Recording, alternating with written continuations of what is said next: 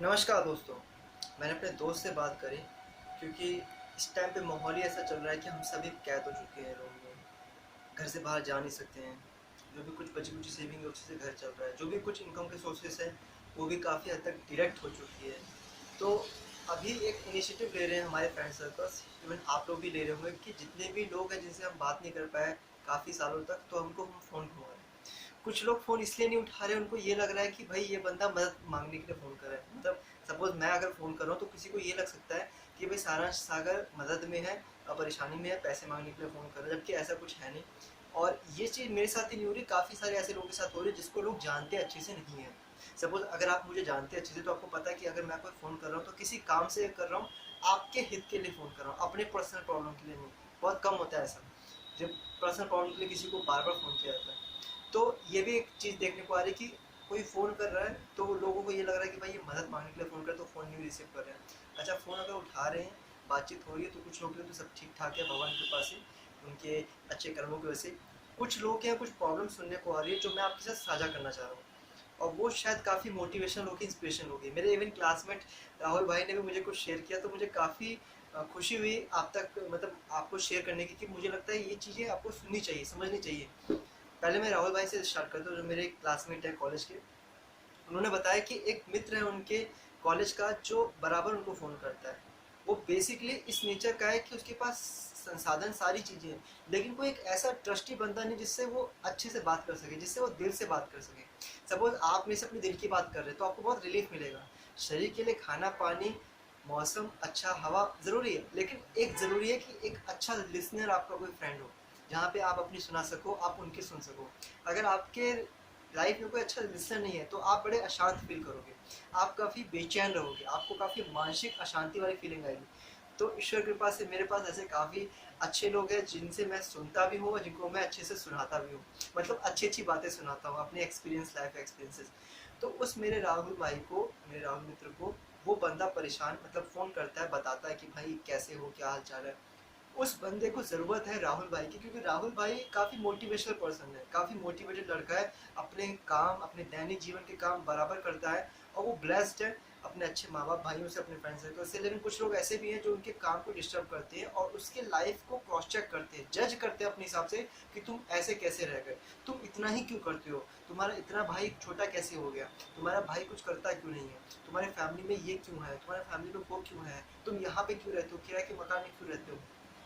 तो देखिए, ये सिर्फ राहुल के साथ दिक्कत नहीं है, ये सिर्फ हो सकता है मेरे साथ भी ऐसा हो कि आपके लाइफ में ऐसे कुछ कॉन्टेक्ट्स हो जो आपकी अच्छाइयाँ ना बता के सिर्फ बुराइयाँ ही बता रहे हैं। बुराइयाँ बताना कोई गलत बात नहीं है, लेकिन बुरा तब हो जाता है जब आप उसे बार बार ही नेगेटिव चीज़ें बताते हो, उसको बार बार ही बाहर में ये दिखाते हो कि सब कुछ बेकार है, सब कुछ तबाह है, निगेटिव है दुनिया। मतलब उसको इतना डिमोटिवेट, इतना निगेटिविटी उसके जहर खोल देते हो उसके लाइफ में कि उसका सोचने का तरीका भी जहर हो जाता है, निगेटिव निगेटिव निगेटिव।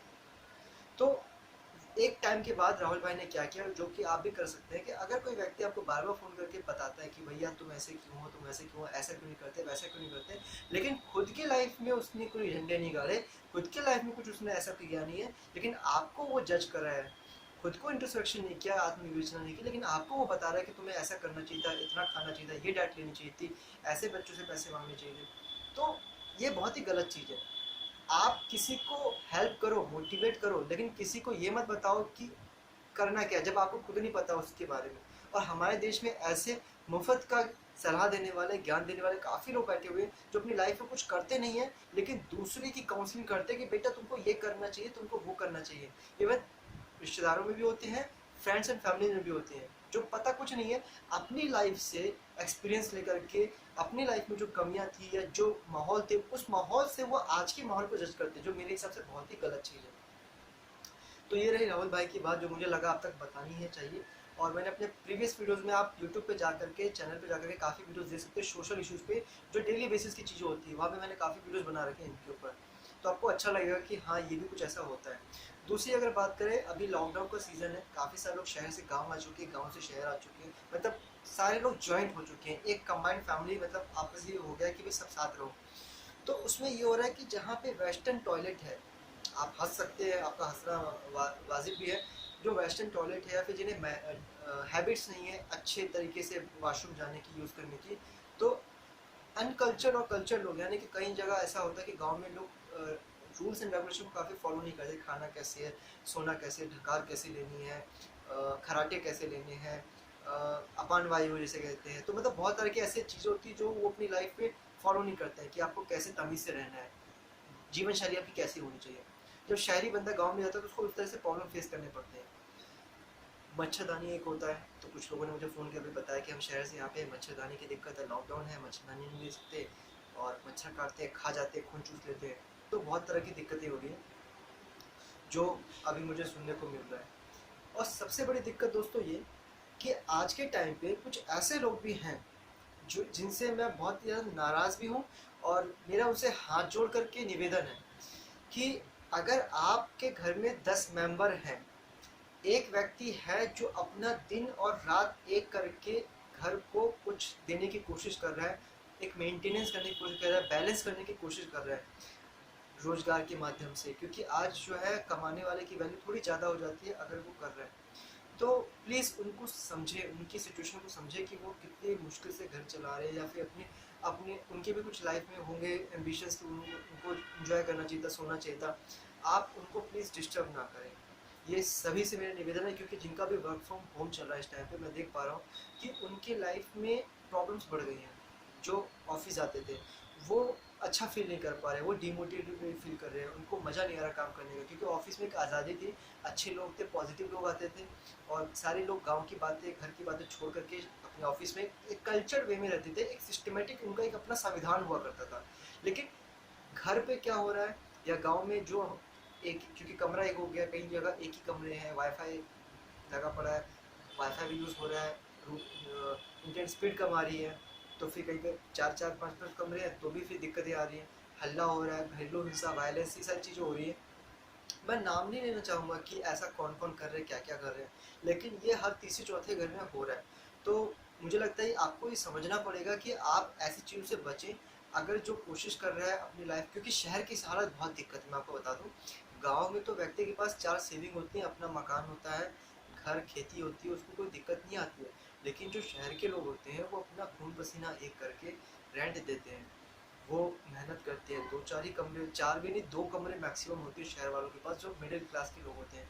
तो उन जो अदर लोग होते हैं, 3 4 5 लोग होते हैं, जिनका लॉकडाउन से पहले जो सारी सिचुएशन अच्छी थी, और जिस तरीके से वो जीवन को जी रहे थे, मतलब अच्छा से खाना पीना, सोना, आराम करना, मोबाइल चलाना, टीवी देखना, एंड व्हाट्सोएवर जो कुछ भी हो, तो आपको इस टाइम पे, उस मुश्किल घड़ी में, महामारी के टाइम पे कुछ ऐसा इनोवेटिव या कुछ ऐसा पारिश्रमिक करना चाहिए घर बैठ करके, जिससे कि आप भी घर को योगदान दे सकें। आप ये नहीं कह सकते कि मैं क्या करूं, मुझे पता नहीं है, मैं घर से कैसे बाहर जाऊं। आप रीज़न मत गिनाइए कि आप कुछ नहीं कर सकते।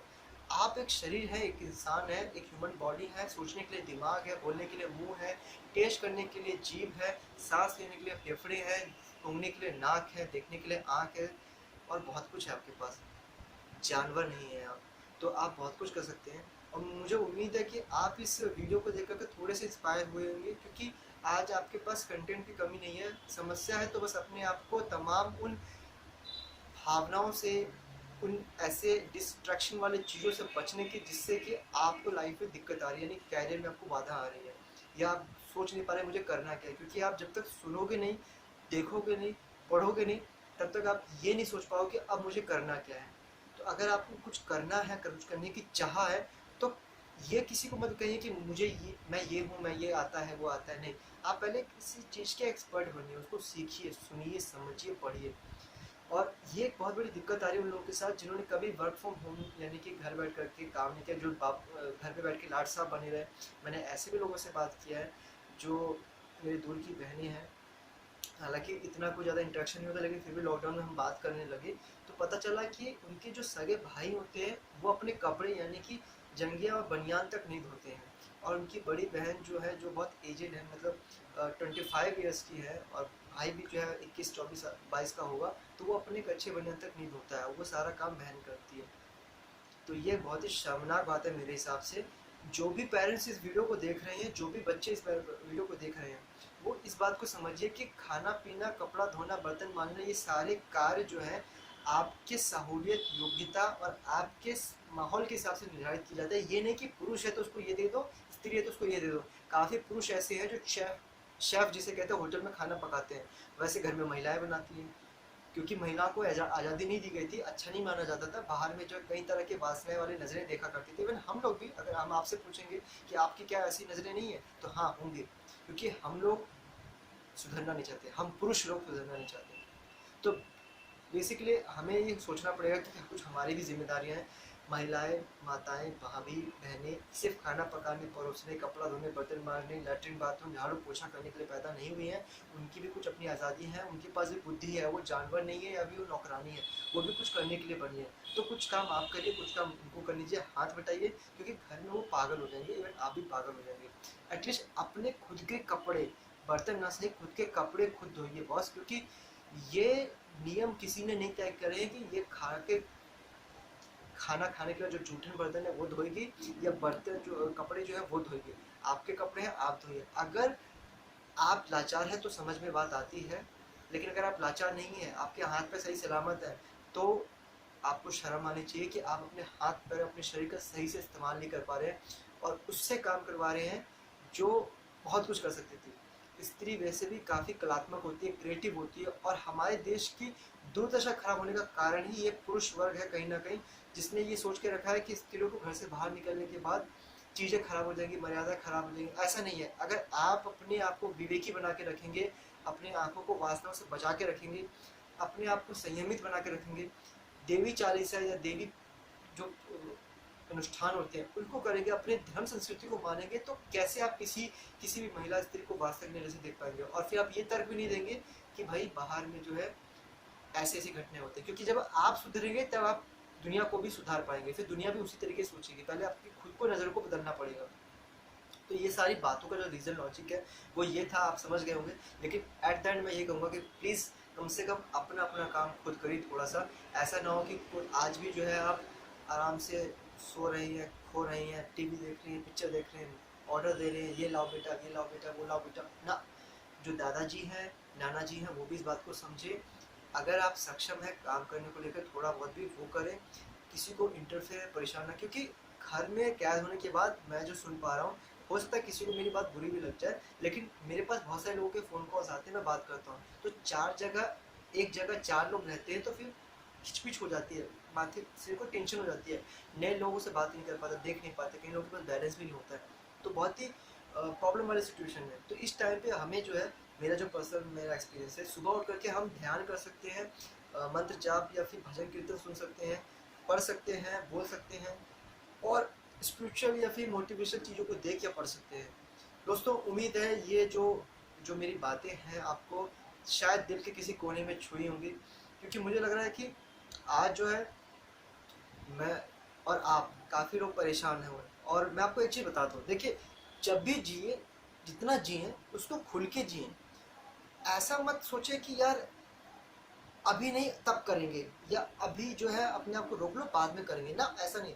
आपको जितना मिला है, जो भी मिला है, उसमें आप अपने आप को राजा वाली फीलिंग लाओ कि भाई मैं राजा हूँ, मुझे इतना मिला है, और उससे कंपेयर करो जो आपसे कम है। फिर आपको आएगी खुशी, फिर आपको आएगा मजा कि आप अपने से नीचे वालों से कितने श्रेष्ठ हो, आपके पास क्या नहीं है।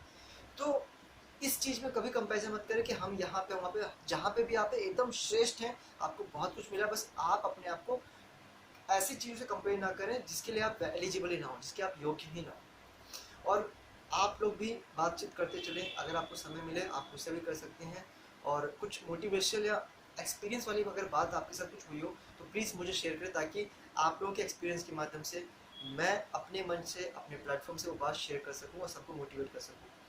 उम्मीद है दोस्तों आपको मेरी बातें, अनुभव पसंद आए। वीडियो देखने के लिए बहुत बहुत धन्यवाद।